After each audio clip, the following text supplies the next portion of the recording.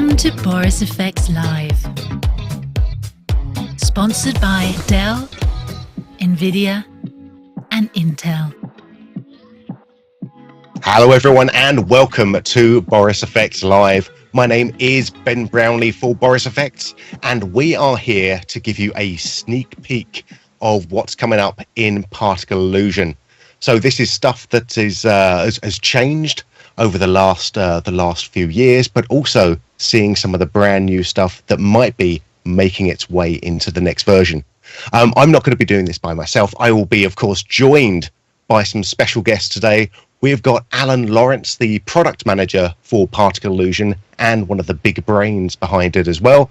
And we are also going to be seeing some work from John Dickinson, who is Boris FX's design director. So he's you'll also probably know his voice from many of the Boris FX tutorials, including, of course, the Particle Illusion Getting Started series. So yeah, we're going to be joined by some particle fiends. So if you like to see millions of certain things flying around the screen, this is going to be the live stream for you. And of course, we are live, as my fully professional intro has shown you. So we want you to come in and ask us questions live in the chat as well. If you're watching on YouTube or borisfxlive.com, then you'll see a lovely little chat window right next to the viewer. So tippy tap your questions in there and we'll get to as many as we possibly can. There's also another reason, of course, an important reason to join us at borisfxlive.com. That is, of course, your chance to win one of our big prizes today. So all you have to do is go to borisfxlive.com, scroll down to the bottom of the page, fill in the details, and you can be in with a chance of winning one of 5 versions of Particle Illusion that we're giving away, one of 5 copies of Particle Illusion, or one person is going to win a big special prize of a full year of the Boris FX Suite, which is, of course, everything that we make, including Particle Illusion, including Continuum that comes with it, or it comes with, depending on which way you want to look at it, Sapphire, Mocha Pro, Silhouette, Optics. You get the whole shebang. That's going away to one lucky winner. All you have to do, go to borisfxlive.com and enter the details there. Now, before we move any further, I just want to say thank you very much to our sponsors today for helping to make our stream run as smoothly as possible. And of course, that is NVIDIA, Dell, and Intel. They've been strong and supporting us from the very start. So thank you very much to all of them. And of course, a big shout out to Dell and the Precision 3660 Tower. What am I going to say about it today? Well, obviously, we all know it's cost-effective, scalable performance in a mini tower design. That goes without saying. And yet I say it every single time. And it comes with a 12th generation Intel Core CPUs, up to 16 cores. What are you going to do? So thank you very much to Dell. Check out all of their stuff over at a little website I like to call dell.com. All right, so without any more further ado, let's take a little look and bring in our guest, shall we? We are running a new system today. So we have said goodbye to the 1980s satellite technology, but we have said hello to a 1980s satellite director. So we have someone else pushing the buttons today. So we're gonna be fine. We're all gonna get through this. Everyone's gonna be good. Okay. Joining us on the show for the first time in a long time is Alan Lorence. Alan, hello, welcome to Boris FX Live. Hi, everybody. Hi, Ben. Glad to be here. It has been a long time, hasn't it? Almost over a year, I think. Over a year. Yeah, I think we were talking fluid dynamics last time. So we were. Yes, yeah. You're product manager for Particle Illusion. Product manager. Product manager, and what else are you? Also back in development. For the past year, I've been jumping back in and working on the code. So good to be back in that capacity. It's excellent to see you back in there as well, because of course, you know, like I said in the intro, you're one of the big brains who started with Particle Illusion. I'm going to say big brain. You're not going to say it yourself. I'm not Okay. expecting you to confirm or deny. I suppose, yeah. I mean, like how is it being back in the coding saddle, for this past cycle?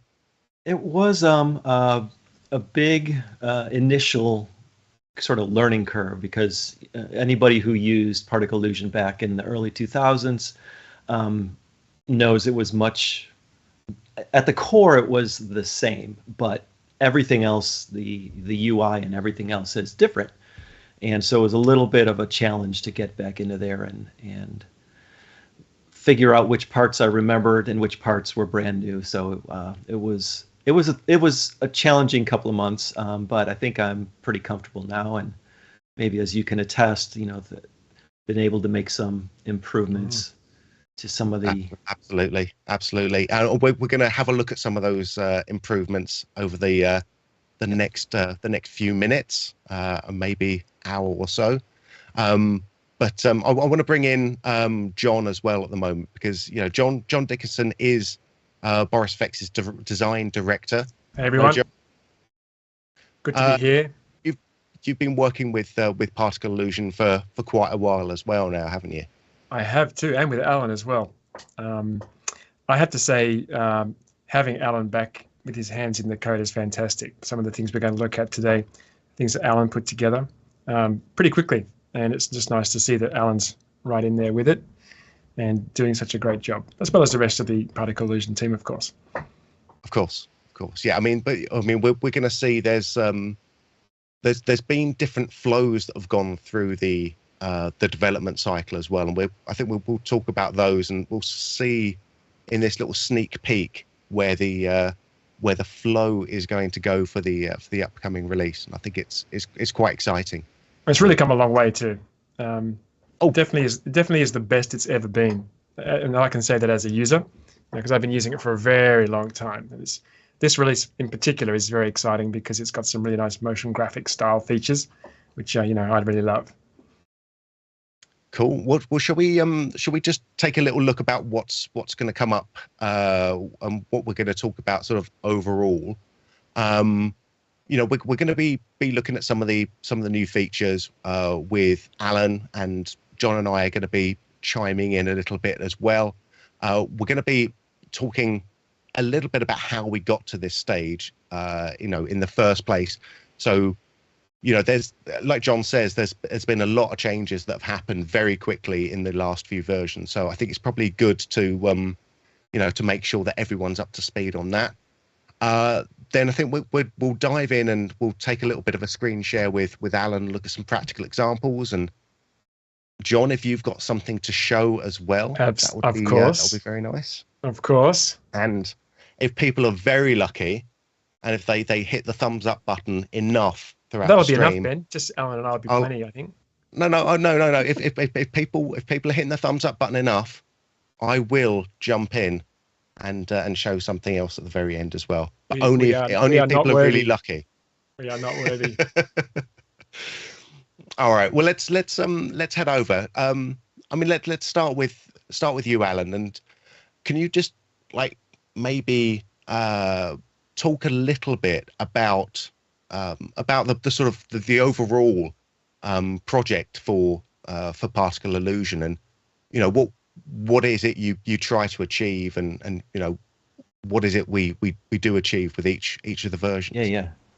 Yeah. That's a great place to start. So really, there's sort of three main things I try to hit as product manager with every release. One is, of course, new creative capabilities. So new features that will do things that you couldn't do before.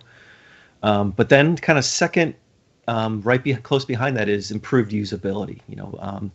As easy as I might think that Particle Illusion is to use or to jump into, it's not always clear to someone who hasn't used particles before exactly what to do. And so, always trying to make it more straightforward and maybe help guide you a little bit into how to get results. And then the third thing is more of a technical under carriage really that you may or may not recognize as an end user.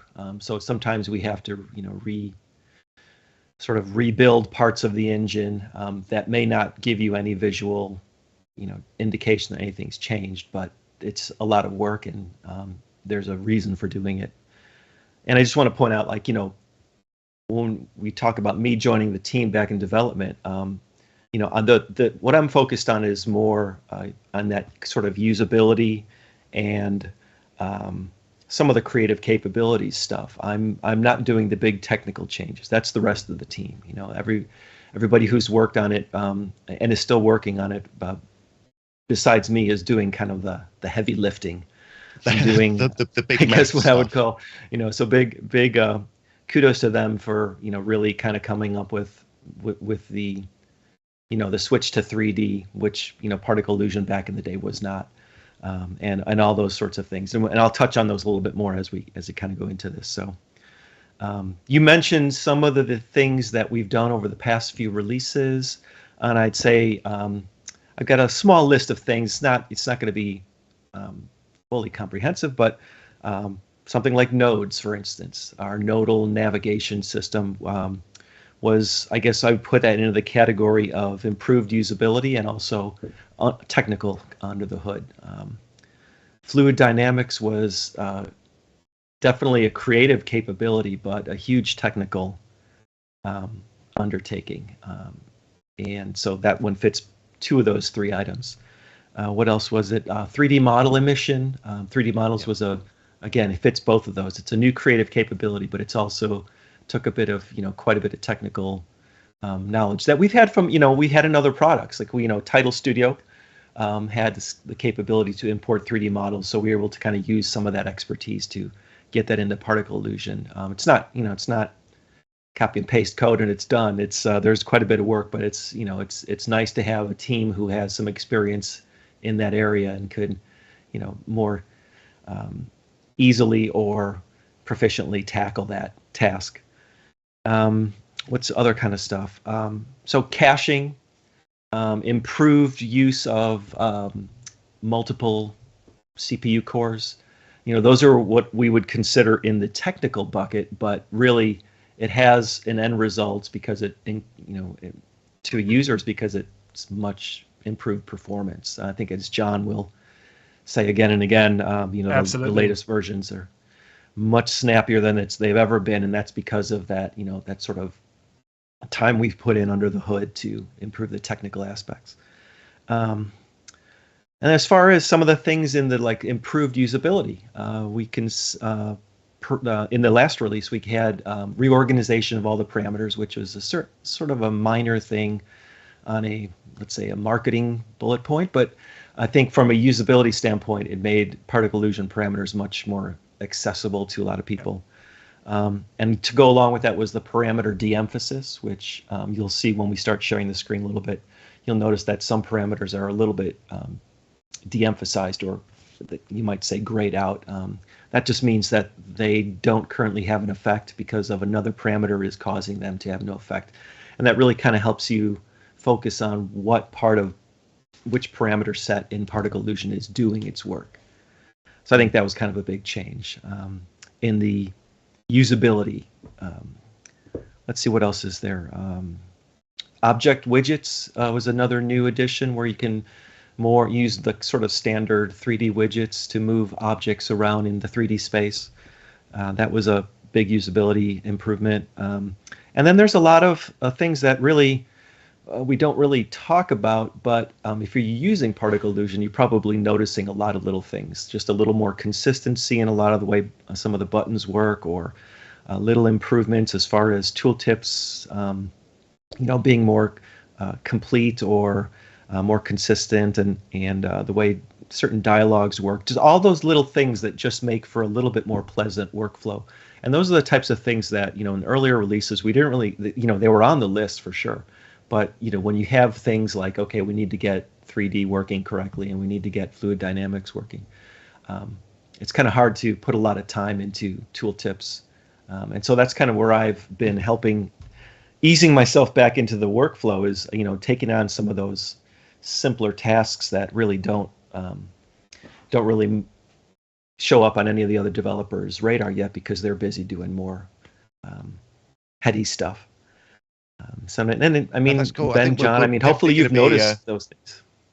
I was going to say, I mean, yeah, absolutely. And I think a lot of this stuff we'll talk about a lot more when we can see the screen a bit better, because I think it sort of is going to help to visualize a lot of this stuff when we cut back and start sharing the screen a little bit. But I think I know you've gone through the big ones, of course, and there's also more host support as well. Particle Illusion is now available in Photoshop via Optics. It's now available in Silhouette as well. So there's all of that sort of stuff to look for too. But well, should we take a little look at the screen then, and then we can talk about some of this stuff in more detail. Yeah. So let me go share my screen, and let's see there. It says it's sharing. There we go. It is sharing. Yes. Great. So if you haven't seen Particle Illusion recently, this is what we're talking about in this window down here, the nodes. This, rather than having a giant list of parameters that included all of the different emitters and everything else, now each emitter has its own node, and the particle types that make up that emitter are also shown here. This is just a very simple example, just a single emitter with a particle type, so that's not really clear what's going on. I think we'll see later examples where you've got a lot more going on in this node window that makes this more clear what's happening, how that's simplifying things.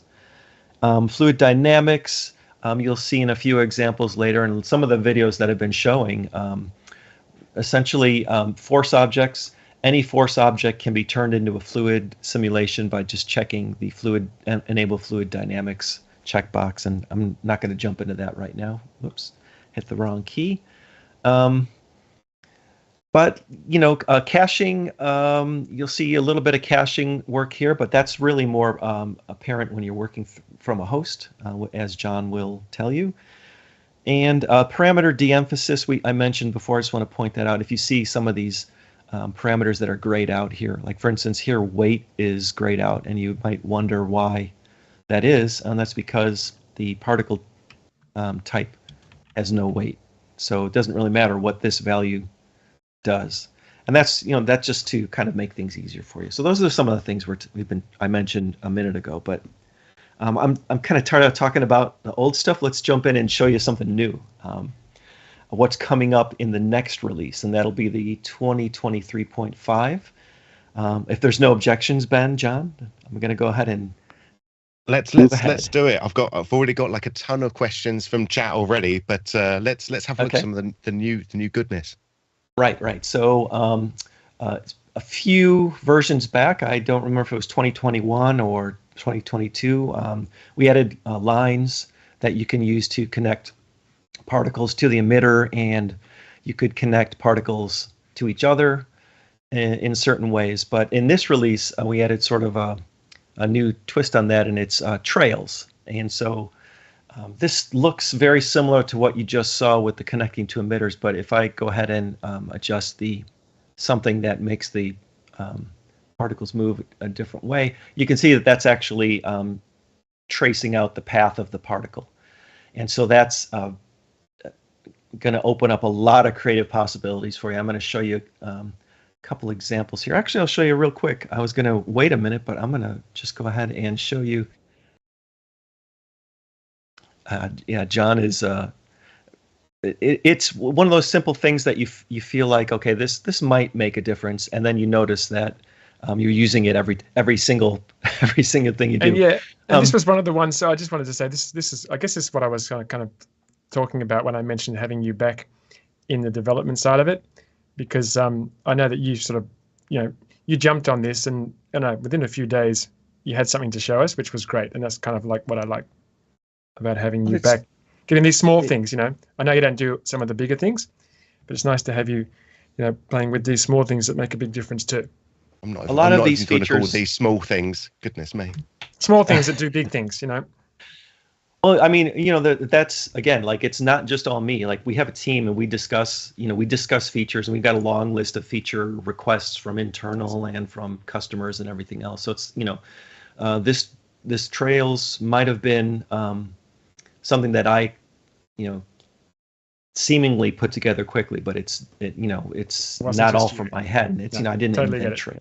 Yeah. So it's I just want to make that clear. It's not just, it's nice to have, a developer who has the sort of can jump in and do those things that may take a week or less, as opposed to something that someone's working on that's going to take a couple months or something like that. So that's where I fit in. And this is an old emitter in the sampler library called Super Fireworks Party, and you might have always kind of wondered why it was called Super Fireworks Party, because it doesn't really look like fireworks. It's just these little kind of bursts. Even with motion blur on it, doesn't really look like fireworks. And I just want to point out that if I just click on Trails, immediately you can see, like, this is what it was intended to be. It's just, 15 years after I created the preset, it finally has the ability to do what it was meant to. So and what I love about that is it's not caching the particles. It's just you turn it on and they're there. The trails are there, which is really nice. Yeah. It's nice and fast. And in pointing out, this is using the lines. So it's essentially drawing lines along that particle's path is what's happening. And there's some nice options here. Let me go back to my other file. Oh, wait, I want to show one more example that I really love. And this is actually the first example I did with Trails. And it's using this excellent emitter that Ben made, swirling bubblegum dots. This was from the last release, which I really like the way these move. And I thought, that wouldn't be nice to see if, one of these was, drawing trails or something. So I just selected the small dots and turn on Trails. And it's not really...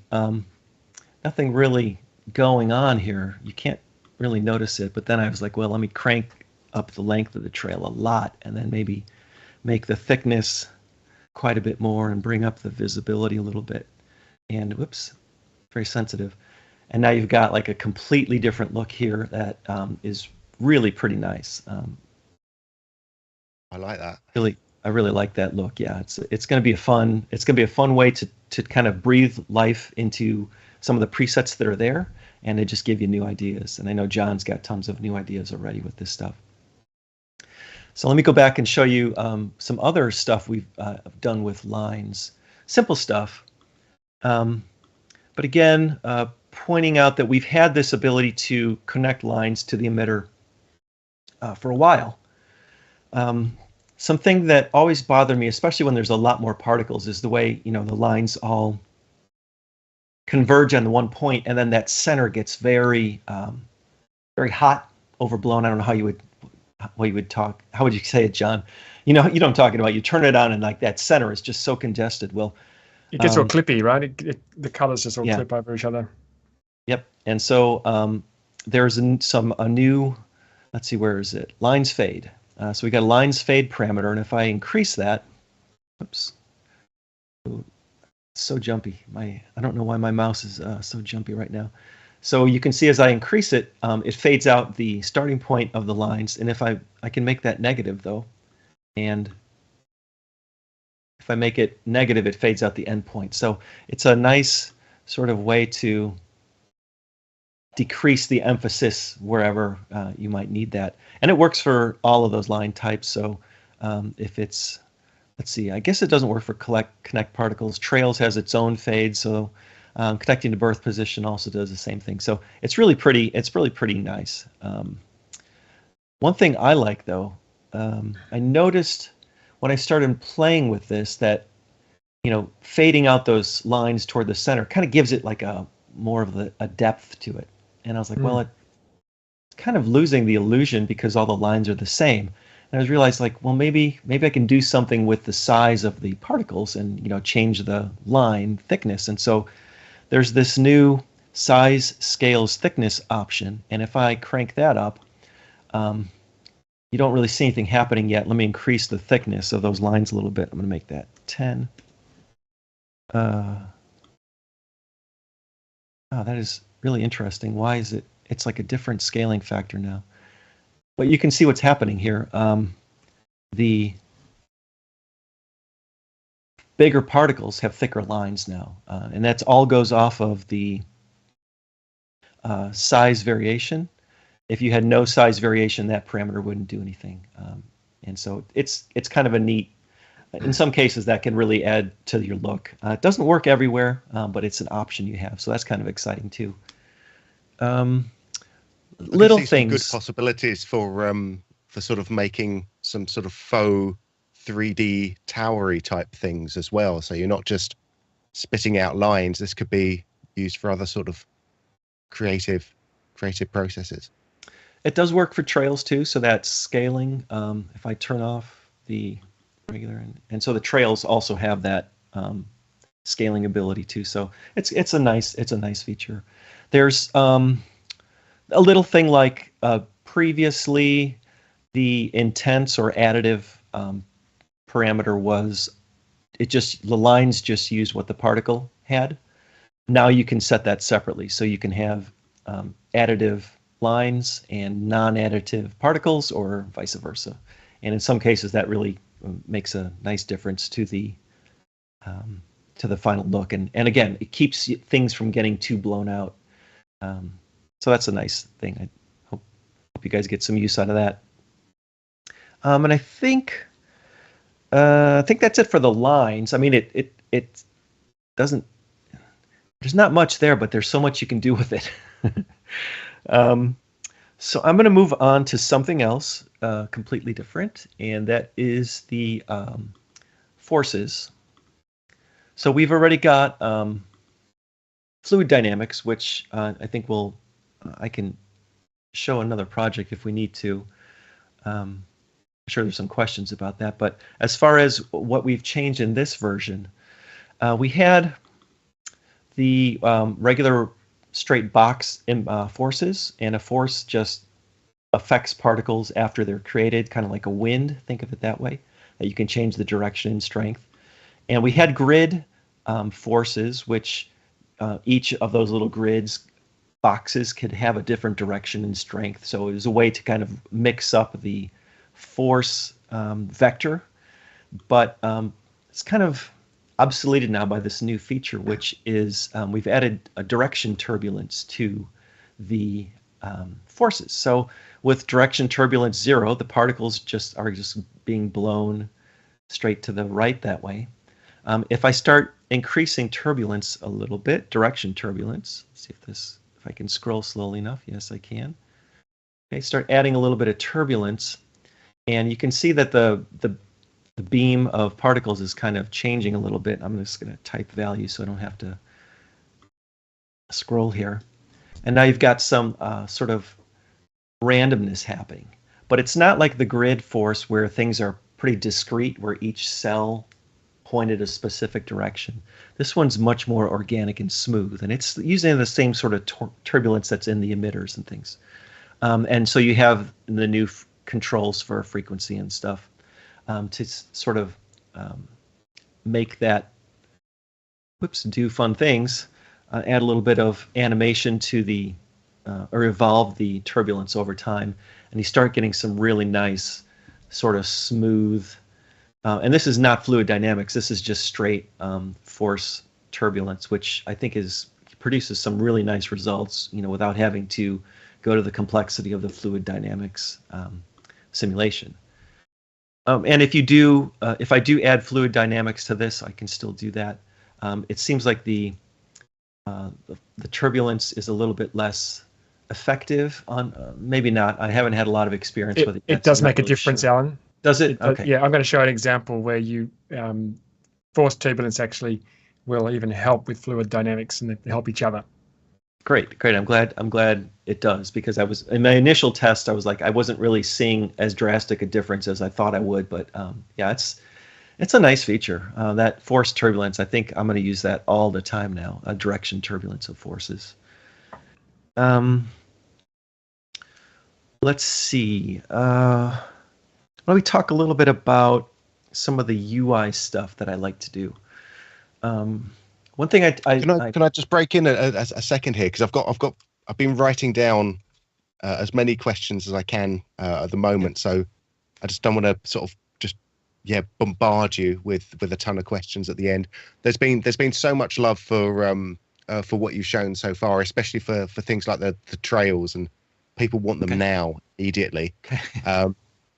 It's probably worth saying as well that what we're seeing now this is all sort of work in progress, sneak peek type of stuff, not guaranteed to be in the final product, but you know, that's we just have to cover our bases a little bit there. Like when it comes it's also not the full feature list too. There's some things we're not ready to show yet. So yeah, I mean that's also you know, very important. We've looked a little bit at the cache at the moment with the you know, the blue line underneath the viewer. Someone was asking, does that cache have its own directory, a directory that you can put onto a fast hard drive or something? Not necessary. No, it's not a full render cache. It's not rendering out and caching those images. It's more of a calculation cache, so that the heavy calculations are sort of pre-done on a lot of stuff, which is why if I change some parameters, like it that may not really change too much. It has to refresh that. But yeah, it doesn't go to file. It's not a huge gigabytes of data like an image cache would be. So it's a calculation cache to help speed things up. And I've got a good example of that later. If people hit that like button to sort of show the difference that caching actually makes. When it comes to I'm going to save that one over there because we're going to talk about that a little bit later. Well, someone was asking where you can find the additional emitters, because you've got a load of presets in your library. Right. Where would one go to find those? Because they're not all installed with the Particle Illusion installer. Right. The easiest, well, if you just install the application, whether it's through Continuum or by itself, the standalone, you will have a sampler library, you will have, I think, a custom library, and you will have whatever the latest emitters that were just released are. And then again, everything else is there. There should be, when you run this the first time, a window that pops up that probably most people just immediately close without looking at. And that is the window that says, if you want all of the other emitters, click here, and that will get them installed. Now, if that's gone and you're panicking because you don't know how to get it back, go up to the help menu, and there's a download emitters link that will take you there. Perfect. Thank you very much. There are tons of other questions, but let's move on a little bit. But yeah, keep your questions in chat, please. All right. So I guess I'm going to just talk about some little things that, I mean, I've just got a couple minutes left before I kind of pass it over to John so he can show you some more interesting visuals. My stuff's kind of basic. Let's see. One thing you may notice, maybe not, is that in the version of Particle Illusion that you're running right now, we've got a lot of kind of custom parameters, colors, and checkboxes, and let's see, images and things. And those in previous versions were kind of all over the place. Like the images were over here, and the checkboxes were in the middle, and the values were over here. It's a little thing, but now everything's in a nice kind of clean line. It's much easier, at least from my brain, to find those things rather than sorting through this like list of that's sort of a zigzag list of things. Tiny thing, but again, I think that makes a difference. You know, the more you use Particle Illusion, the less your brain has to fight for those things, the easier your work becomes, and you can focus on being creative. What other types of things? From day one, Particle Illusion has always been frame based, and you know, so you always just saw frame numbers here.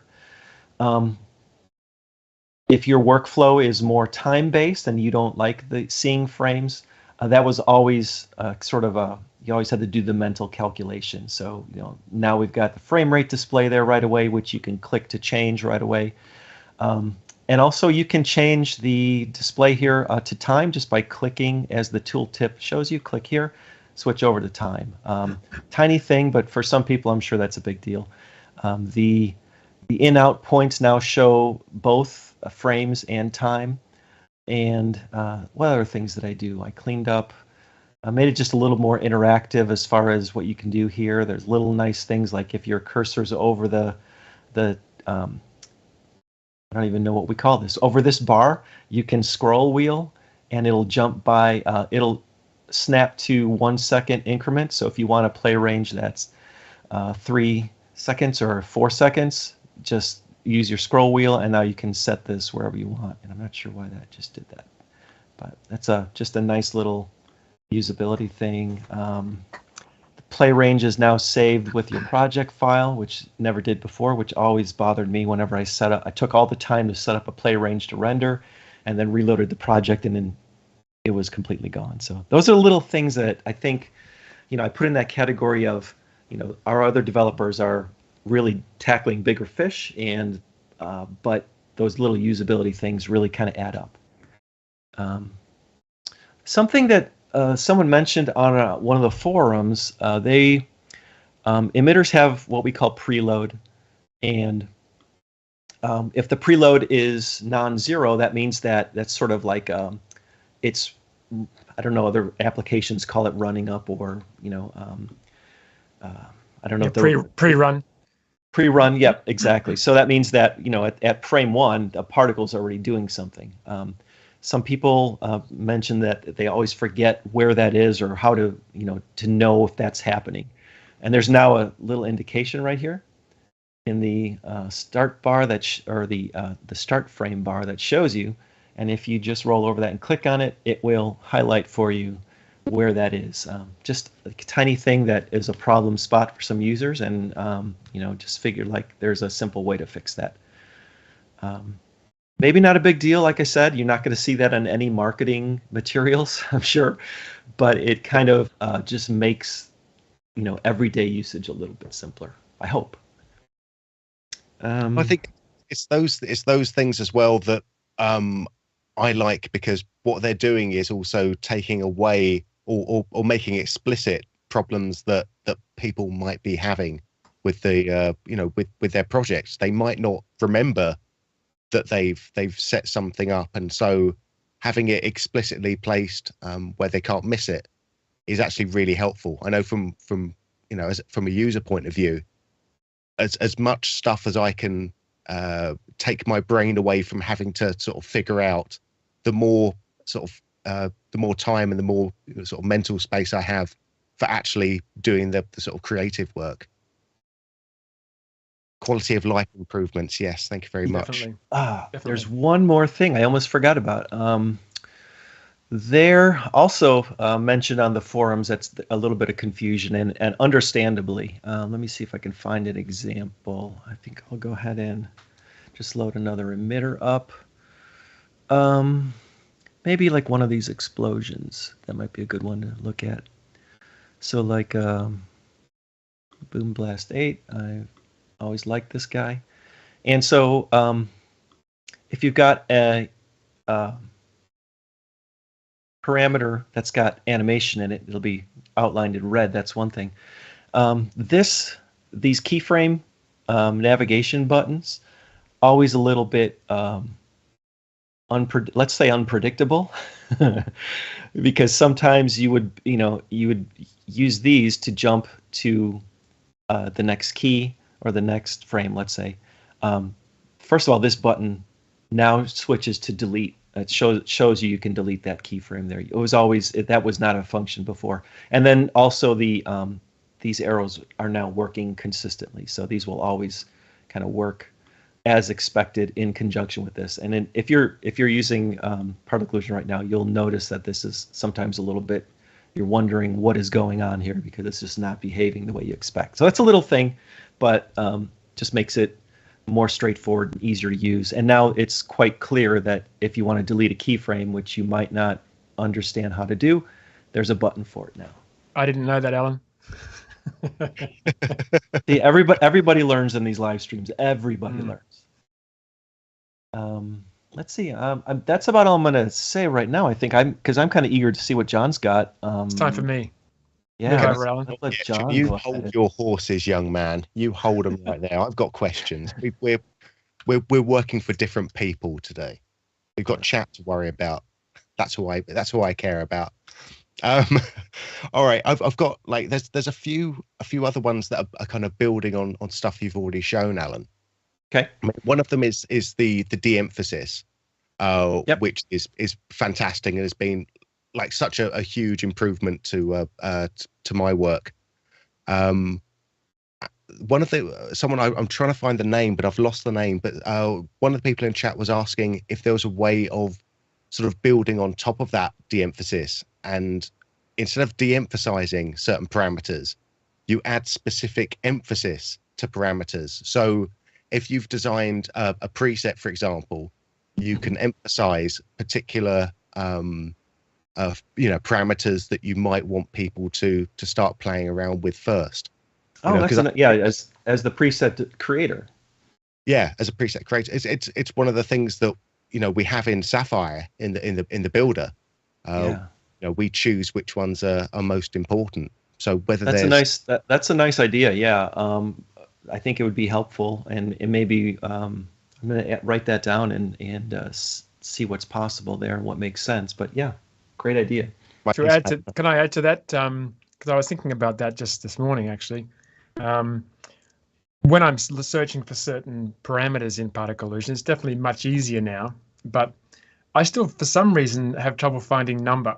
I keep scrolling up and down trying to find number. And I thought it'd be lovely if I could put things like life and number up at the very top. So star them, and then boop, they pop to the top of the interface. So that would be kind of the same as emphasizing parameters for other people to use as well. So little favorite parameters that just pop to the top would be great. Ooh, I like that.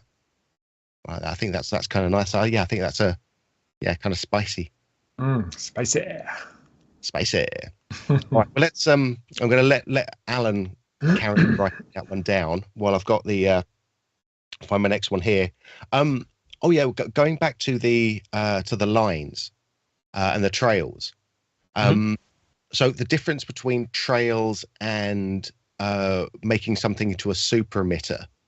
I mean, what the similarities and what the differences there? Okay. So a super emitter will I'll just go ahead and what's a nice just the nice fireworks burst is a good one. So here's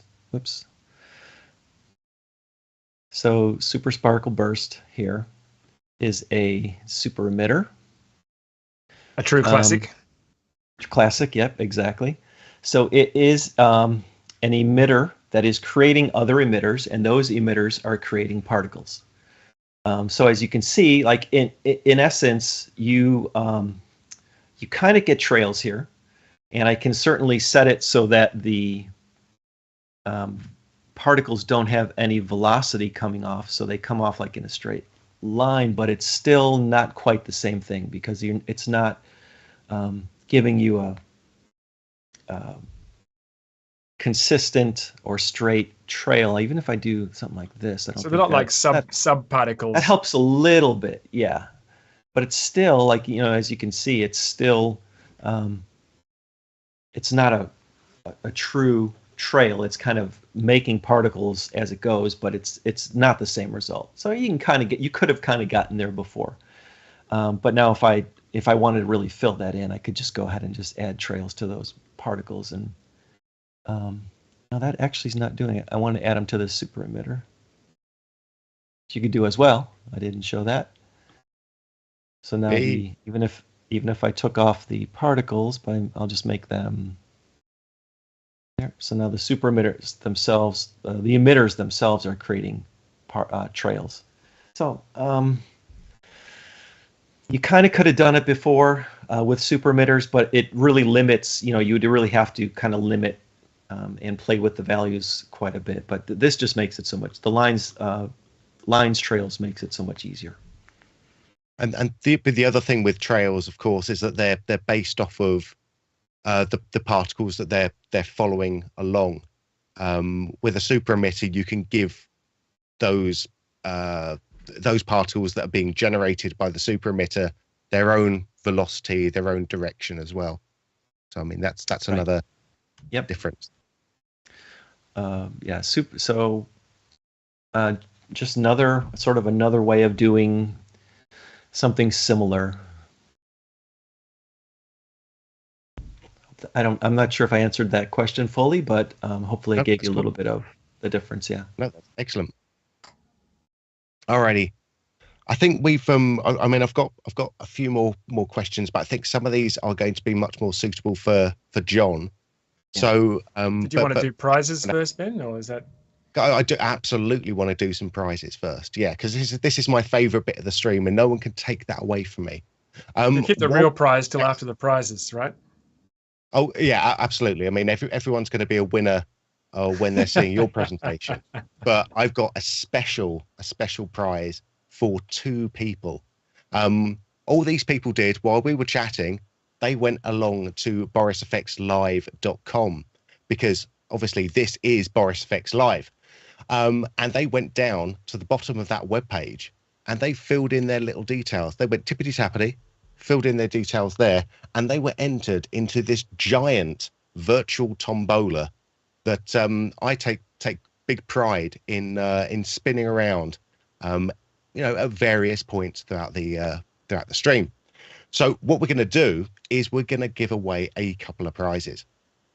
So I'm going to see if we have a graphic for this. We do indeed. We're going to be giving away an annual subscription of Particle Illusion, and we have got 2 of these prizes to come right now.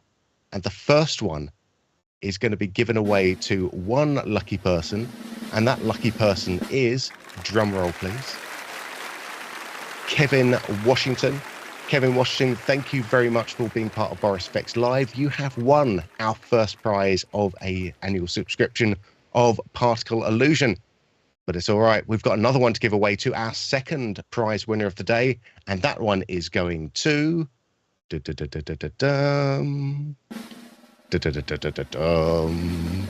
our second prize winner is Carl Strand. Carl Strand, thank you very, very much to you. And congratulations, you have also won a copy of Particle Illusion. Now, we've still got 3 annual subscriptions of Particle Illusion to give away today, plus our big prize of the Boris FX Suite, which is everything that we make. Particle Illusion, Continuum, Sapphire, Mocha Pro, Silhouette, Optics, it's everything, and it's going all the way to one lucky person. So all you have to do is head on over to borisfxlive.com and sign up there. We've got plenty of stuff still to come, but if you are enjoying what you're seeing so far, consider hitting that little thumbs up button on YouTube. It costs you nothing. It helps us out a bit. And in fact, you also get the joy of seeing confetti explode from a thumb. Who doesn't like that? All right, so coming up, we are going to be chatting with John Dickinson, who is the Boris FX design director, and how he uses Particle Illusion. We are going to be taking more of your questions, and if you're very lucky, I'll be diving in to also show a couple of small little tips and tricks as well at the end. All right, thank you very much for that. Without any more further ado, John, are you there? I am here and I'm ready to go. So what I'm going to do is I'm going to dive in a little bit deeper, excuse me, into some of the things that Alan's been showing. So I'm going to just share my screen. And we'll just see when that pops up. Let me know when you can see my screen. Yeah, we're good.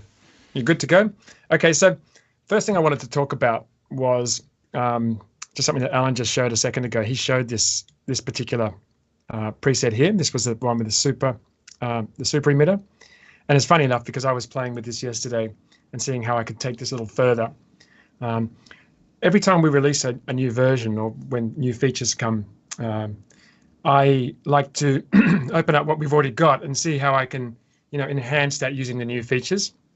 So And that's the first thing I did, was I just grabbed one of the presets and just see how it would look when I start using some of the new features. And I'm not going to actually show how I built this because I'll just walk you through it. But this is the just with a few minutes of playing with this particular preset, I got this look. So this was basically just taking that preset, changing the emitter to a circle, and then changing how many super emitters actually are emitted along that circle.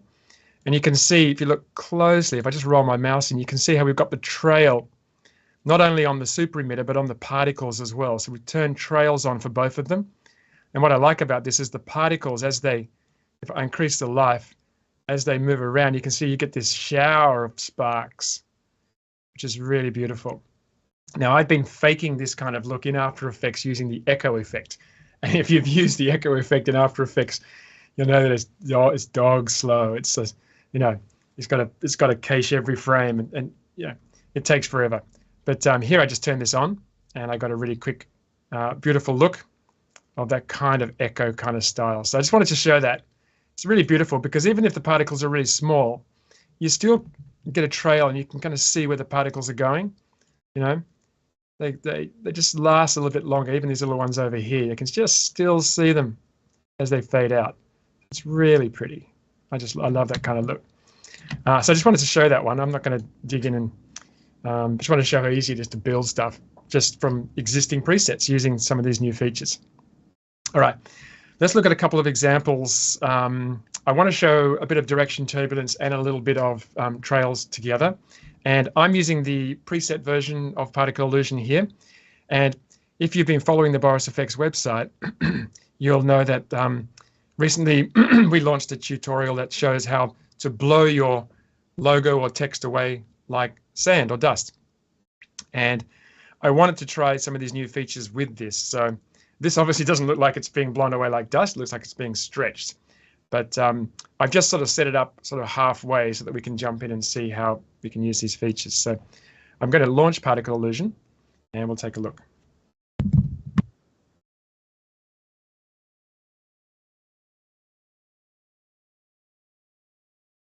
Okay, so here we are in Particle Illusion. Let's just have a quick look at what I've got set up here.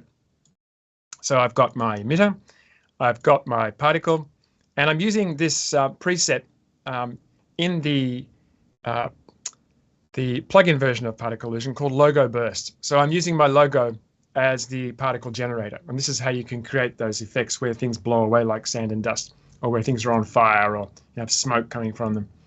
And you can see over the right-hand side here, I've got a force, and the particles have no velocity, but as the force hits the particles, because the direction of the force is to the right here, and the force has some strength, the particles are being pushed to the right.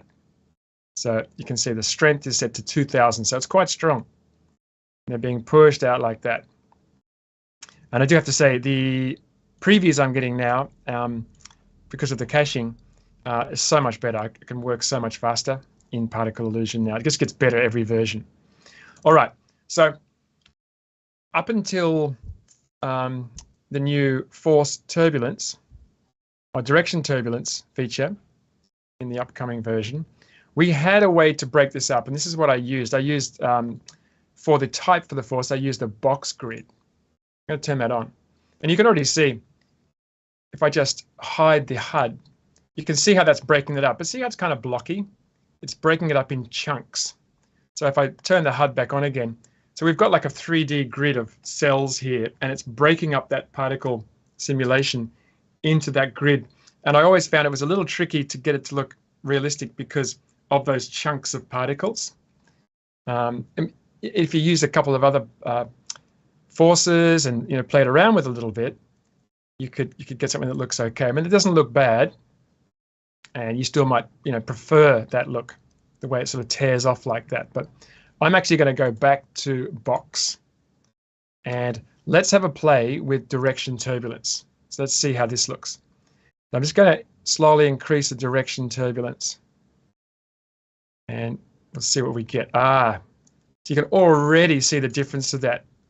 See, it looks more, I don't know, it even looks more more like fabric in a way, doesn't it? They're no longer coming off in blocks. See how it's just adding that beautiful turbulence that gets rid of all of those lines. So if you've been having those sort of that blocky line kind of look, this completely gets rid of that, which is really lovely. Yeah, it's really pretty. So what a difference it makes, right, compared to what we already what we're using at the moment. Now I've got frequency turned right up here. I'm going to bring frequency back to 100. So that's what it looks like at the default setting. It just comes off like that. So there are other controls. You might recognize these turbulence controls because we already have for the emitter and the particle, we have size turbulence and what's the other turbulence, Alan? Position turbulence, right? Yeah. And both of those have these parameters. And you can see it's got an auto evolve speed.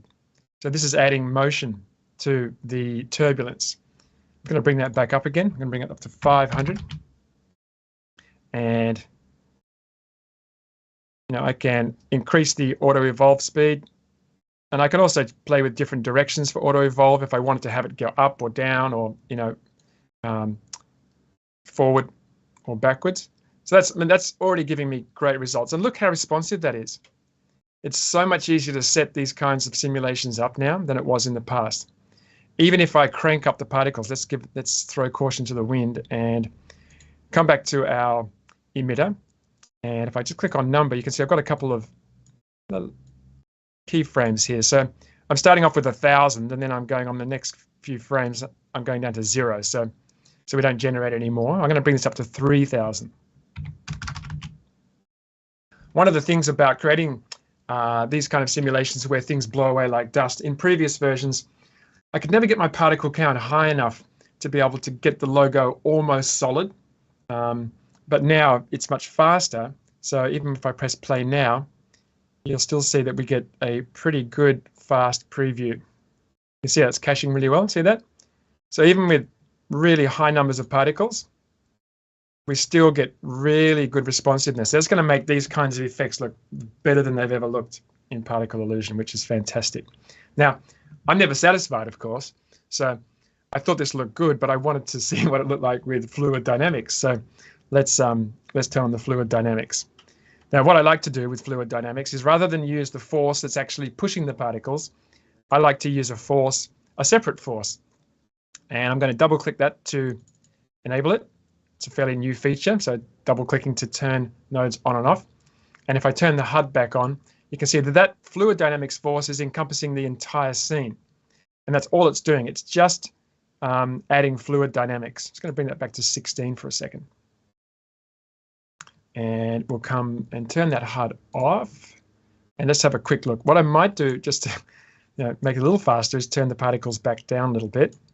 So we'll bring that down to 1,000. And let's have a look at this. So we've got fluid dynamics turned on now. So let's see how this looks. All right, so you can see it's starting to add a little bit of detail to that. Now let's have a look at the fluid dynamic settings.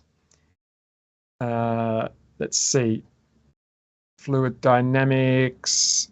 I've got a bit of swirl turbulence in there. I'm just going to reset that. Swirl turbulence is also fairly new. There we go. And I do like swirl turbulence. It adds a more of a washing machine kind of, boiling water kind of feel. So now we've got the turbulence from the direction turbulence on this force, and we've got fluid dynamics adding to that as well. So let's increase the amount of simulation detail in the fluid dynamics and go right up to 64. There we go. So let's have a look at that. So let's play that back. And it doesn't look hugely different, but we are getting more of a fluid dynamic kind of feel to it. So you can use both together. So the dynamics, I keep forgetting, the directional turbulence and the fluid dynamics. Just gives you more options. And I like to actually add them together, use them both together. I find I'm getting some nice looks. And the main thing is, to keep in mind, is that I'm no longer using box grid. And I'm no longer having to hide those lines where the particles get broken up into chunks. So I wanted to show you that one. What we could also do is, just very quickly come to the particle node And let's try trails. Let's see what trails do. So where are we? Let's go to draw trails. And, ooh, okay. So that's looking interesting. Let's go, we'll fade. Actually, we'll change the opacity of the lines. Make that like 10. See what that does. Okay, so it's giving us some lines after the particles as well. And yeah, okay, look, it's not perfect for this kind of simulation. It's not really what you necessarily want, but I've got another example I'm going to show you in a sec where this could be quite good. But you can see how responsive that is. That's really good. I'm going to cancel that and show you another example.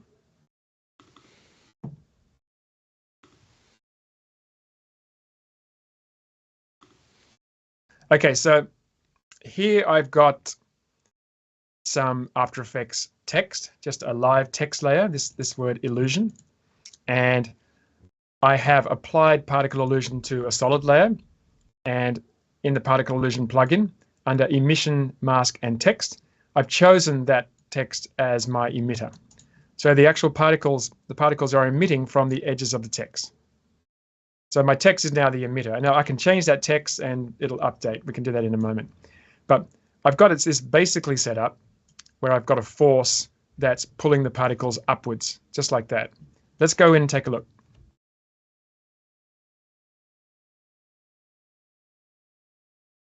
Okay, just give that a moment to open up. All right, so the same thing. So what I've got here is, let's just let this cache a little bit.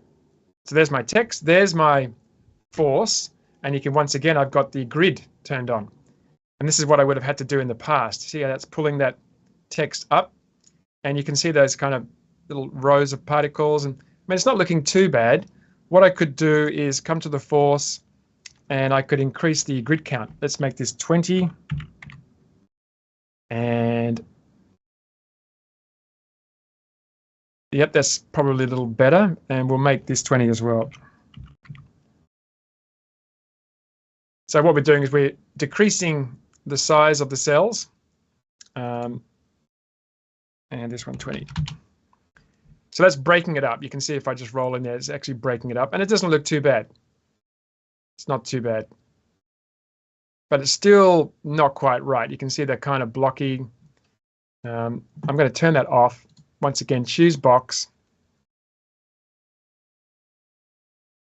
And just let that cache. Okay, so they're just pulling directly up now. So let's do the same thing. Let's come over to the particle node. And let's use, where are we? This is why I want to have them at the top. Just got to find it. It's right there, John. It's right there, is it? I'm looking, but I'm not seeing it. It's right there. It's right there. There it is. There it is. Yeah. That's draw trails. Now I want, I'm supposed to be clicking on the force, excuse me. I'm clicking on the wrong thing. So direction turbulence. So let's increase that.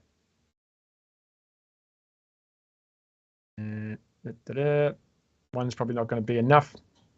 So we'll just give that a sec. Oh, there we go. I've got 70. So I'm just going to come back to here and just press play.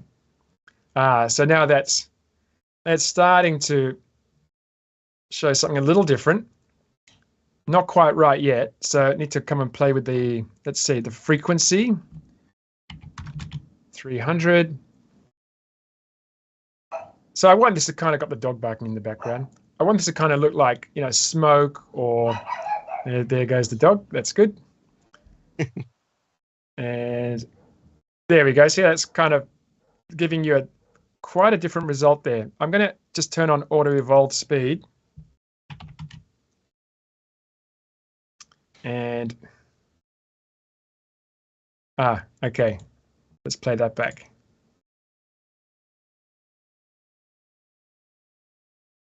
So we're getting a much more organic, you can see it there, much more organic result than we get through the than we get with the grid.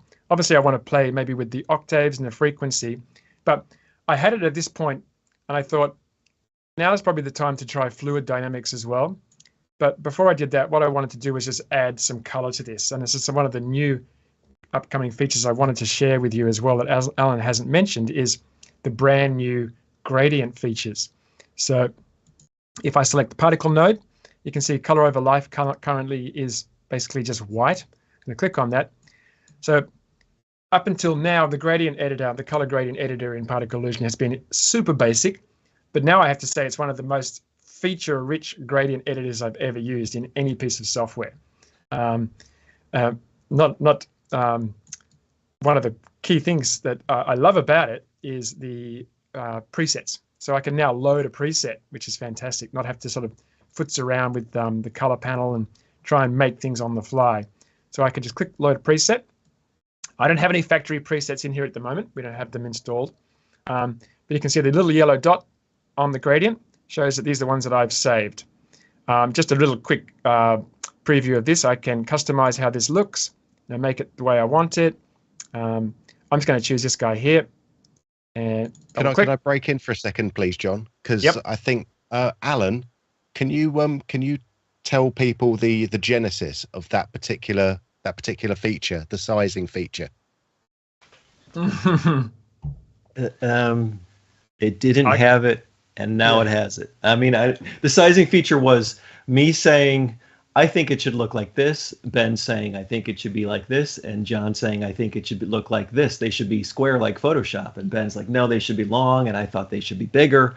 And I said, let's just put in sliders so we can all decide. And we were going to take out the sliders once we decided, but we never decided. So we just left the sliders in and let everybody decide for display themselves as you like it. Yeah, it's great. I mean, just I'm not going to go through all the features here, but just things like being able to flip the knots, evenly space the knots just by clicking space. Just got it super easy to work with this. So when you do create something that you like, you click save preset, and it'll be there for you next time. And also there's a random option. So you can just click random until you find something that you like. Obviously this is still caching, so it's going to take a moment, but you won't see it. There you go. It's just updated now. But I'm going to choose that one I had before. So load preset. I think I liked that one. Actually, I wanted to start it at red. So that one there. Apply. And that's my colorization done. All right. So let's just turn on a bit of fluid dynamics. And I want to probably do the same thing. I probably just want to create another force like this. And I'm just going to bring strength down to 0 and just scale that right up. Just make it fairly big. And I'm going to turn on fluid dynamics.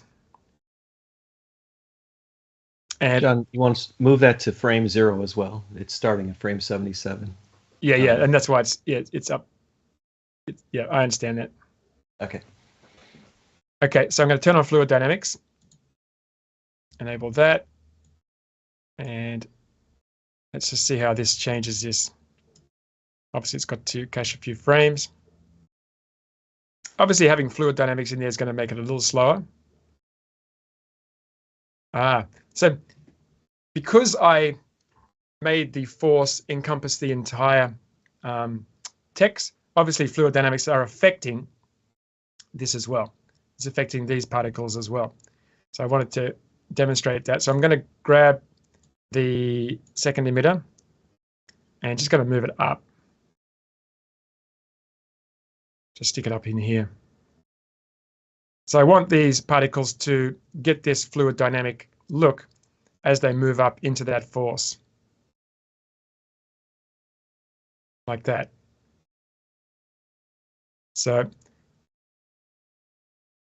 you can already see that they're getting that really sort of fluid kind of look. Now, see how they are breaking, almost like they're breaking off when they hit that edge? What I can do is select that force. This is a fairly new feature as well. We can increase the edge softness. So if we just bring that up, we can actually soften or feather that edge. Just give this a bit of, come on, buddy. There we go. Let that cache. And we should be able to soften. See, now we can soften that edge a little bit. But I probably want to bring that force down a little bit. Bring it into there. So like that. So we're getting a more, fluid, more, I guess, more like fire and that sort of thing as well. So one thing, other quick thing I want to do is just increase that simulation detail. Just let that hit there. Yeah, it's not going to do too much. If I bring it up to 64, it'll bring it up even more. But I've got an example in After Effects that's pre-rendered. I'm just going to quickly turn on trails for this one.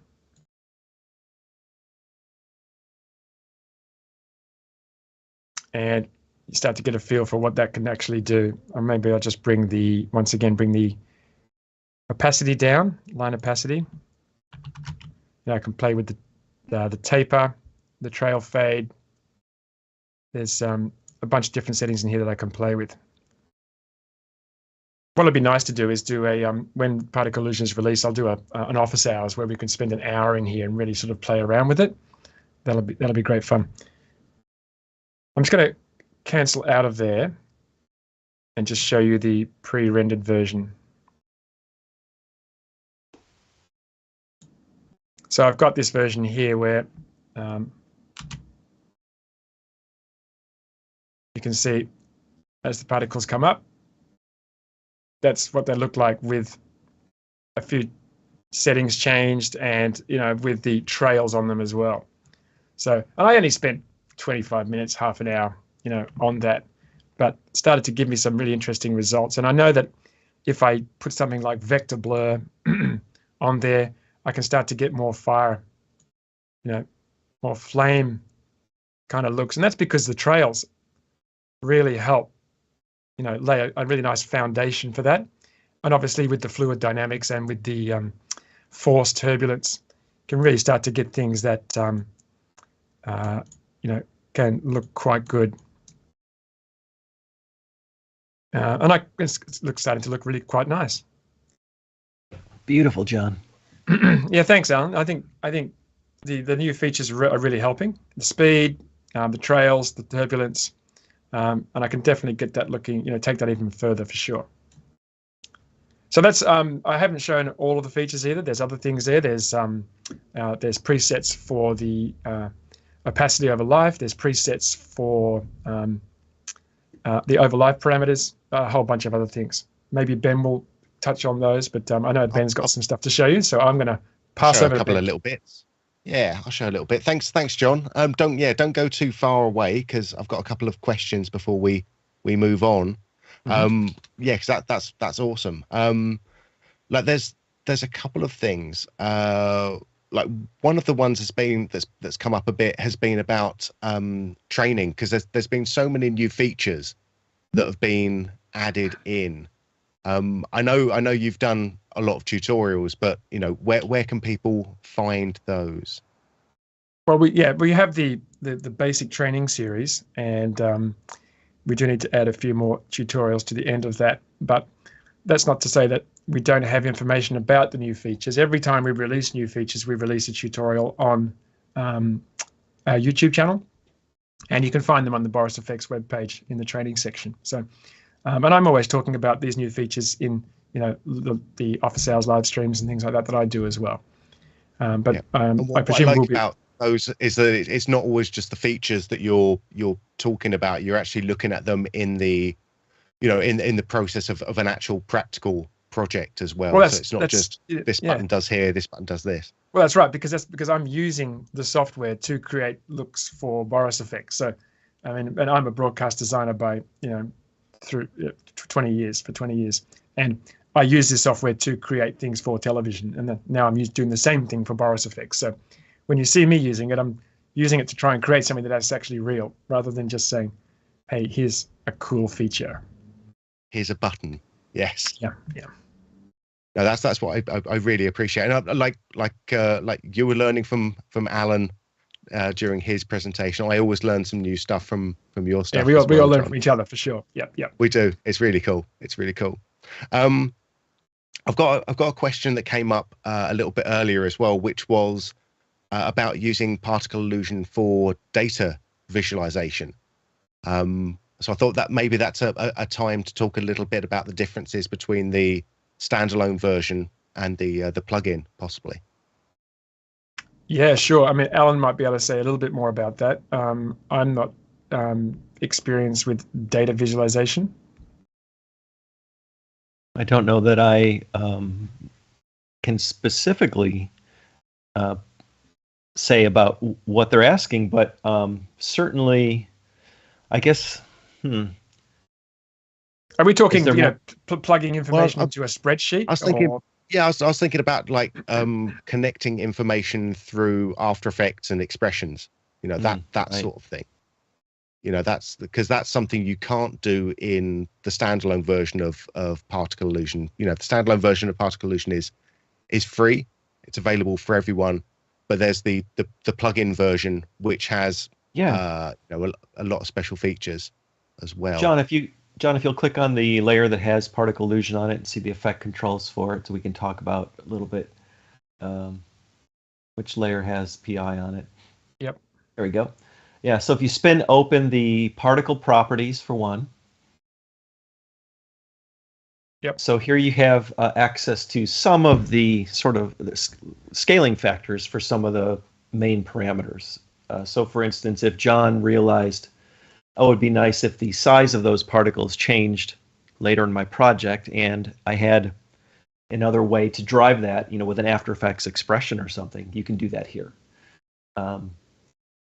And so, and I've done this in the past where it's like, okay, I've got, emitters, and I maybe there's 3 emitters in the scene, and I realize I want all of the particles to be a lot smaller on all the emitters and to add a lot more particles. Well, instead of jumping into PI and then, making those changes to each emitter individually, I'll just do it right here and change 2 values, and it'll change everything in the project, which definitely, in some cases, it really helps. But again, like if your host, as After Effects does, has expressions, you can hook up that anyway, and any way you normally would modify parameters with other plugins or expressions or whatever it is. And there's also there's the beat reactor as well. I was just going to say that. Oh, go for it. Oh, you're more beat reactor pro than I am. I am actually more beat reactor. Yeah, beat reactor at the bottom there lets us hook in music to different properties of particle illusion as well. And I've done a couple of different versions of music visualizations using beat reactor. Those tutorials are available on the Boris FX website and the training page, and on YouTube as well. So just type in. Actually, it's best to just search in the Boris FX webpage. That's can actually go in and filter through beat reactor there. So that's probably the easiest place to go. I think there's some other stuff, but I think we'll revisit those at the end of the Q&A. Okay. Because if it's all right with you, I'd like to give away some more stuff. Please. Alrighty. Yeah, thanks for that, John. You are watching Boris FX Live, and we are live here to take your questions. So if you've got any more questions regarding Particle Illusion and the sneak peek of what's coming up in Particle Illusion, or just how you're using some of the other features in the current version of Particle Illusion, then let us know. What you can also do is you can join the competition at borisfxlive.com, as so many other people have. We've put all of your names into a giant tombola. We actually started out with a small regular size tombola. It's grown in size. This one is now about 9 cubic meters. For our Imperial friends, that's quite big. So yes, we are going to be giving away. We've got 3 more copies of Particle Illusion to give away today, plus a copy of the Boris FX Suite coming up. But if we're ready, I would love to give away a 1-year subscription to Particle Illusion to one lucky winner. All right, so let's hear the drum roll. Let's sing the song. Let's do the dance. Our winner is Faye Forges. Faye Forges? Forges? Faye, congratulations. You have won an annual subscription of a Particle Illusion, courtesy of Boris FX Live. And we have another one coming up as well to another lucky winner. I'm spinning the tombola. People are beating those drums, and we are going to be giving that to. It's all going on. This is exciting. This is the exciting bit. Here we go. We are going to give that away to Joseph Pitts. Joseph, congratulations. You have won our fourth annual subscription of Particle Illusion. Congratulations, Joseph. Congratulations, Faye. Congratulations to our other winners as well. We will be in contact with you in the next 24 to 48 hours, telling you how you can claim your prize. The prizes are not over yet, though. We've still got one more copy of Particle Illusion to give away, plus the Boris FX Suite, which is everything that we make, including Particle Illusion and Continuum and Sapphire, Silhouette, Mocha Pro, and Optics. That's going away to one lucky winner at the end of the show. There's still a very, very small amount of time to get your name into that prize. So go to the tombola, borisfxlive.com. Click on the down to the bottom of the webpage and put in your name there. Alrighty. If you're enjoying what we're doing so far, give us a little thumbs up. We really appreciate it. If you're watching on YouTube, if you're not watching on YouTube, just give us a thumbs up to your screen. I like that as well. I think that's going to be good. We have got a little bit more Particle Illusion coming up. I'm going to be taking a look at some of the features that John and Alan didn't look at, and I will also be answering some of the last questions. So without any more toing nor throwing, I am now sharing my screen, so let's have a little look at some of this other stuff. Oh, I see something else before we disappear. There's a little QR code on the window. What could this QR code mean? Obviously, we have a Boris FX Discord. So get your Discord app out, scan it, join us on the Boris FX Discord. It's really fun. We've got some nice people in there chatting away. You've got places to show off what you're doing with Boris FX software, or just ask a question as well. It's a really nice place to be. All right, that's the Discord. And enough of the Discord. Away with you, Discord. Both of the view QR codes away with you. All right, let's take a nice little look at this. Okay. So I'm in Particle Illusion. I want to show you a couple of other little quality of life things and things that people have been asking for in chat. I've been keeping really stum about that in chat because I want to show us these here. I think the first thing I'm going to look at is actually I need to find a quite complex little emitter, and I'm trying to remember where I saw it. What did I see in 2022? I did. It's a complex one called Complex 3D HUD 1. I've just done a double click on this, and let's take a quick look at what's going on here. So this is quite a complex little emitter. We have under one layer, we have 1, 2, 3, 4, 5 emitters, plus a whole host of different particle types, as well as a couple of cheeky little other little emitters here as well, super emitters. So these are all driving like this main effect over here. Now, the problem with building like some of these effects is that sometimes they can get a little bit big, and you might not quite know what's doing what. Let's play this back. It is quite a fun little one. And so each of these emitters are doing different jobs.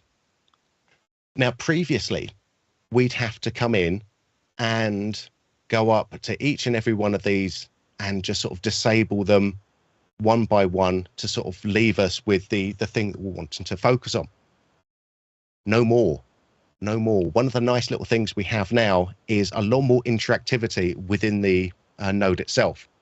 Like nodes can be turned on or disabled, I should say, on and off just by double clicking on the little icon down here.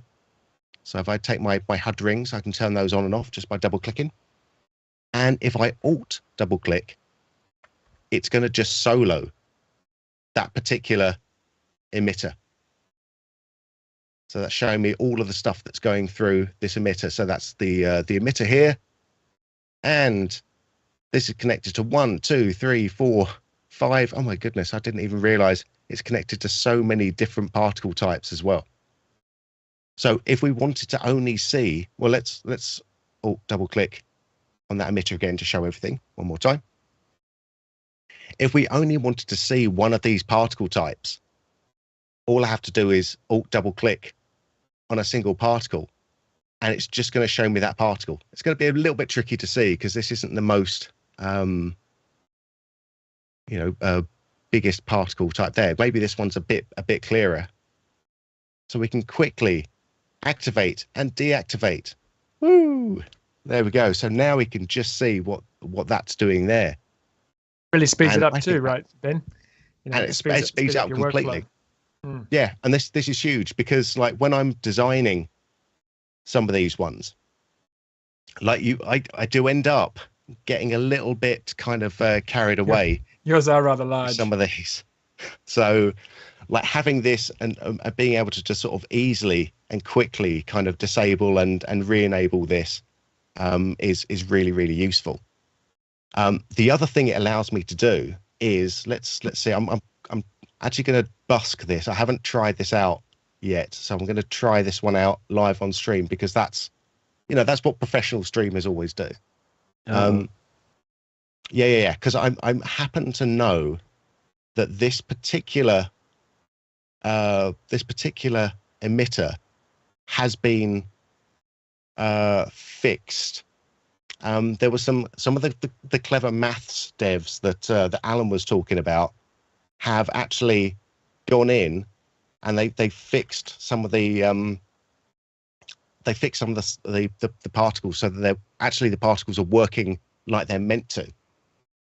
Now this is great, except for me, because I was exploiting some of those little problems to do specific things. So now I've got my camera is rotated around and I'm kind of a bit of a loss to see what it is that I want to actually change, because you can see that my rings are in a completely different orientation to the rest of the particle now. So I'm going to I'm going to alt double click on my rings to kind of highlight them, and I know what this is going to be, because I reckon I can fix this by turning off emit in 3D, and you can't see it because it's gone really, really dark, but that's fixed it. So when everything else is added in, we're going to be able to see that properly. And I think if I come down to my other ones, which is the HUD rings 2, and do the same thing on that, I'm just going to solo those. I'm going to turn off emit in 3D on that. There you go. You can see that a bit more clearly. So that will have fixed that. And that's a lot easier to isolate where a problem is coming when you can just solo things up. I need to fix this emitter for the next release, Alan. Please don't let me forget. So we fixed the software. We just haven't fixed the emitter. One of the other things that someone was saying, though, or asking about, was whether it was easy or whether we could actually rename these nodes. And we could. It used to be like a nice little right click and rename. Or I can just do something a little bit easier now and just double click on the node, and that brings up a little thing that says rename my item. I would just call this one Ben so you can see it, and that just renamed it. Easy. But there's another little thing we've got here as well. And that's notes. Alan, you didn't talk about notes, did you? I was supposed to know what I missed. I left it for, I mean, I purposefully left it for you, Ben. You purposely left it for me. Yeah, exactly. Yeah. Exactly. So what we've got here inside this is a new notes feature. So if I turn off my note lock here, I can write in here, Ben, you need to turn off emit in 3D. Well, 32D. I'm going into string theory. And then I can hit apply here. And if we have a little look, I might just zoom in a wee bit. There we go. When we zoom in, I've got a little note in the corner there. And if I hover over the top of this, I get a tooltip that says, Ben, you need to turn off emit in 3D. So that's going to remind me that I still have some work to do on this particular node. So that's kind of a handy little one. Or buy dog food is obviously another note that Harry would like to see in this. Thank you very much for that. Was there anything else I wanted to show? I wanted to show solo emitters. I wanted to show the nodes being renamed and the notes. I think showed the context menus. That's new, actually. That was, you've never been able to the do context menus. Yeah, that used to be only up in the hamburger menu, or what we call the hamburger menu. True. Yeah, you used to have to go up here and rename everything, disable everything. You didn't have solo, and yeah, your duplicates and all of that sort of stuff would be sort of locked up there. But yeah, context menus, hooray! I love it. I love it. There was one more thing I wanted to do, but it's completely slipped my mind now. Let's see if looking at my notes is going to help us. Have I missed anything, people? John mentioned a few things but didn't show them. Well, look at all those. Wow, someone's been busy. I'm just showing off now. I'm just showing off all of my custom presets. Because this is actually another one of the things that I think is, John said that these were going to be really important because it's so nicely done. I think it's really important because I just used far too many particle types.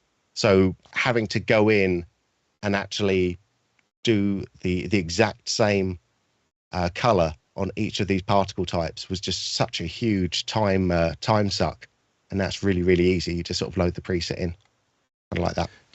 Sorry, Anne, that's another one. Have you saved any overlife presets? I have not, but that is a really cool little thing that we should definitely look at. So there's a nice one with some animation you can take a look at. Yep. So we got this one here. And if we go over to the overlife down here, we've got the ability to load and save. Let's just save this one out here.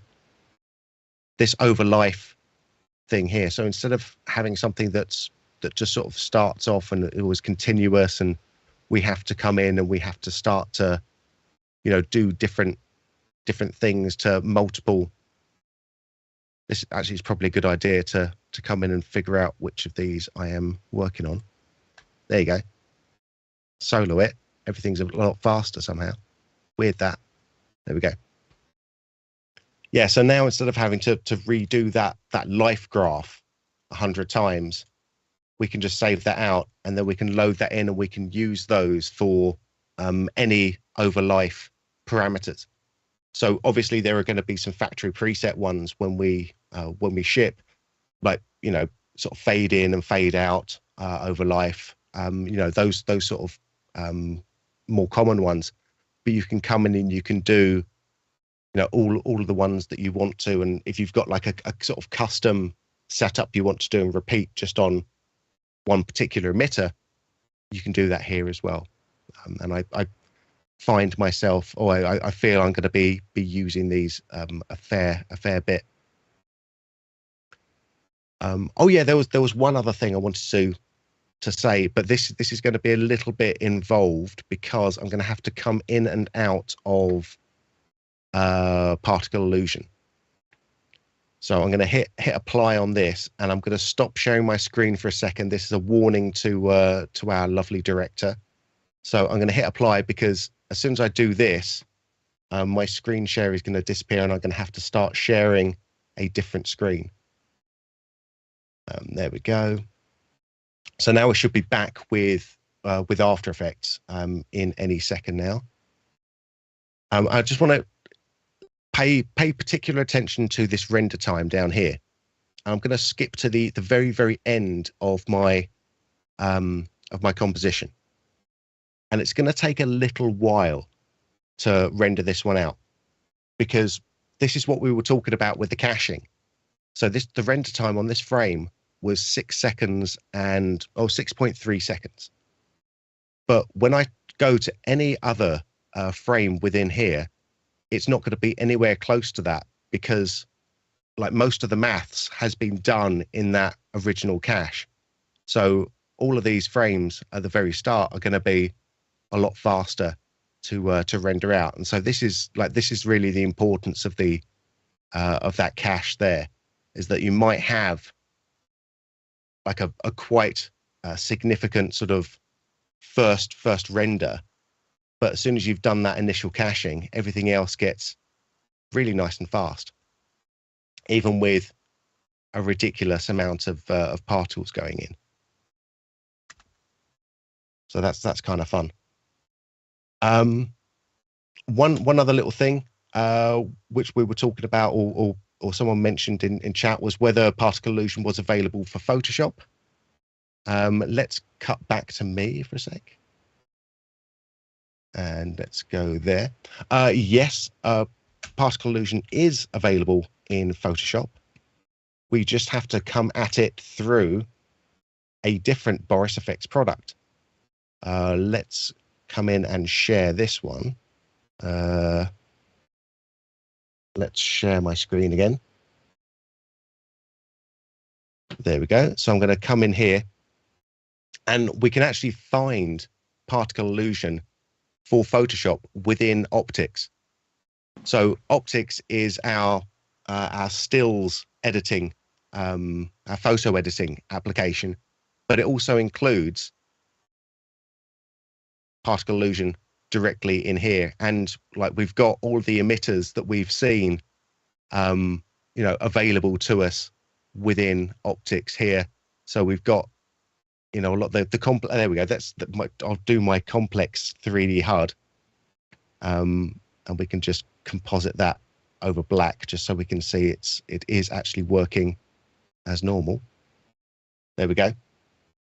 And so we have this available, directly within a stills editing thing. So you can use the Optics plugin for Photoshop or Optics standalone, and you have access to Particle Illusion, just as you would, and it works just as it does in other hosts. In fact, I can hit launch PI 2022 here. You're not going to be able to see that because of my screen sharing software. It's not picking up any of the other applications, but it is there, and it looks exactly the same. So that's basically where I was for showing the last little bits. But we do have a few other little questions that I think that the brain trust would be welcome to join in on as well. Okay. I think that's everything. I mean, again, there's more that I was not ready to show yet, but I mean, there's some cool stuff here. I got excited talking about it.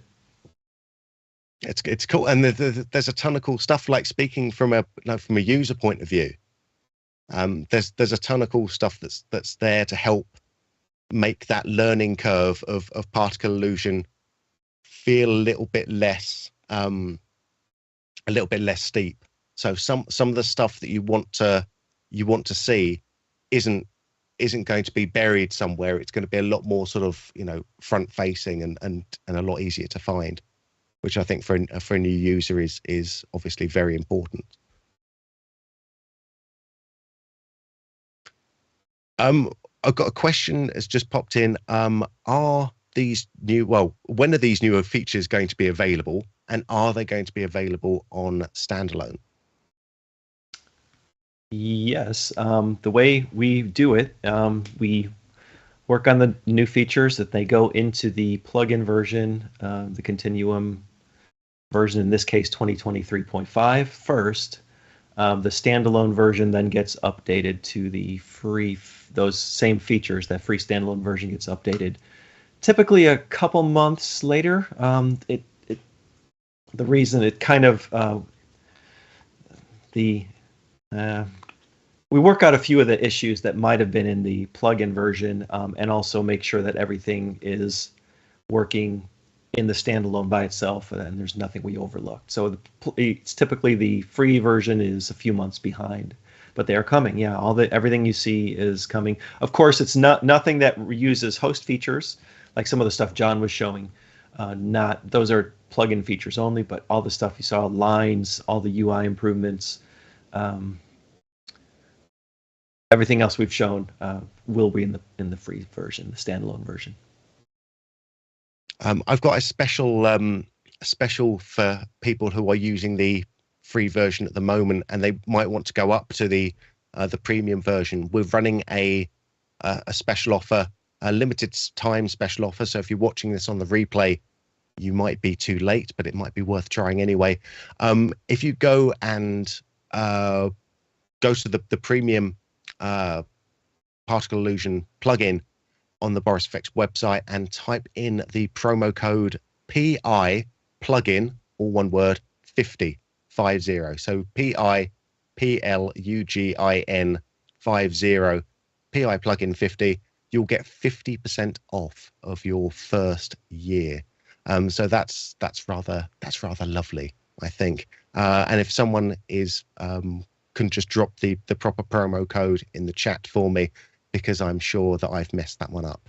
That'd be absolutely awesome. Thank you very much. Alrighty, let's do final thoughts and goodbyes from our guests before we head into the last little prize giving bit. Alan, any final thoughts? Not of life, just of now. No, I think just if any other questions you think of, or if you're watching this on the replay, the Discord server is a good place to ask those questions. Do our best to answer as quickly as possible.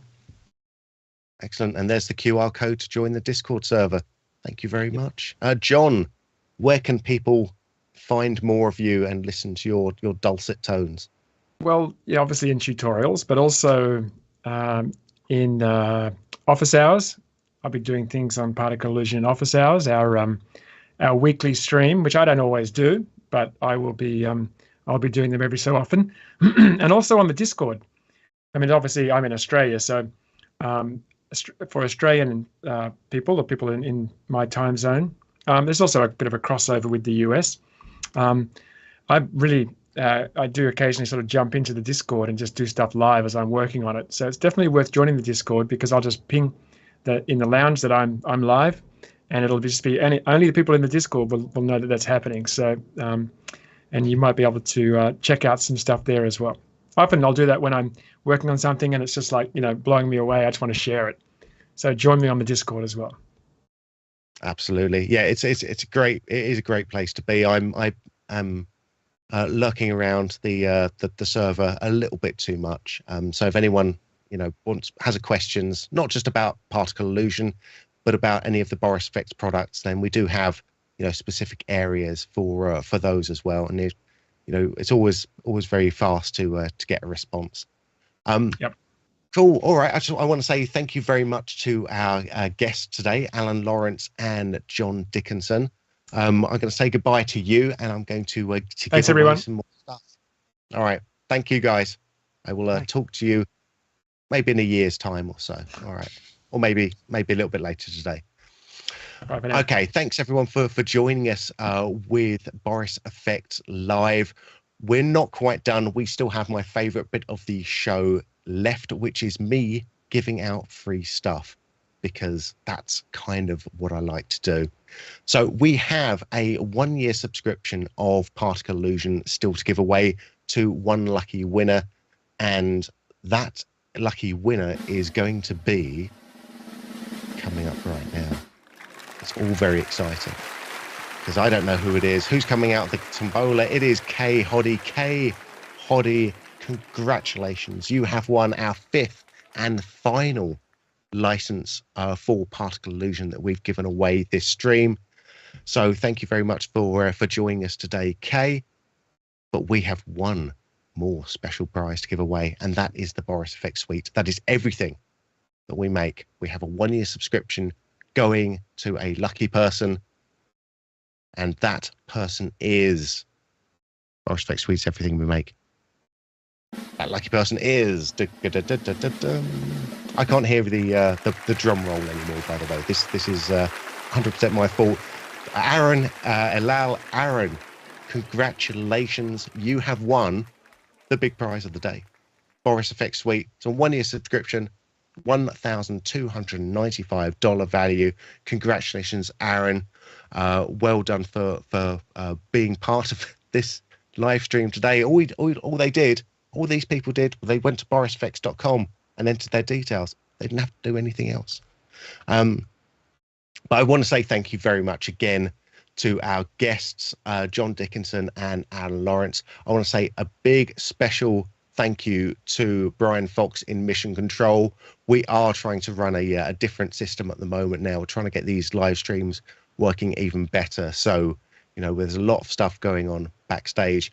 But I also want to say a big, big thanks to everyone who has joined us here live today or wants to just come and watch the replays. We have a huge amount of live and pre-recorded tutorial content available on our YouTube channel. So remember to hit the subscribe button or join us on the Boris FX website. My name is Ben Brownlee for Boris FX. Hang on. I forgot one thing. I'm hoping that we have a graphic for this because we have an amazingly special live stream coming up very soon. We are going to be joined by Steve Holfish and some of the editing team from Avatar, The Way of Water. So if you want to edit an Avatar film and you just didn't think that you had the skills available, come and join us on Boris FX Live, and we will be hearing an amazingly interesting conversation of how to create an Avatar film. You know, this is a simple thing. Yes, it's in 6 days' time, so it's less than a week away. People, go to the YouTube page, go to the Boris FX YouTube page, hit that notify me button, and you will love it. Or of course, you can just go down to training, go to Boris FX Live, and we've got a little calendar. How's about that? So we've got links to all of the upcoming live events, which will take you right there. Now, if that isn't new tech, then I don't know what is. So thank you very much for all of the geniuses that put together what I like to call the website. All right, that is me for now. My name is Ben Brownlee for Boris FX. I will see you again in the next live stream. All right, cheers for now. Bye, everyone.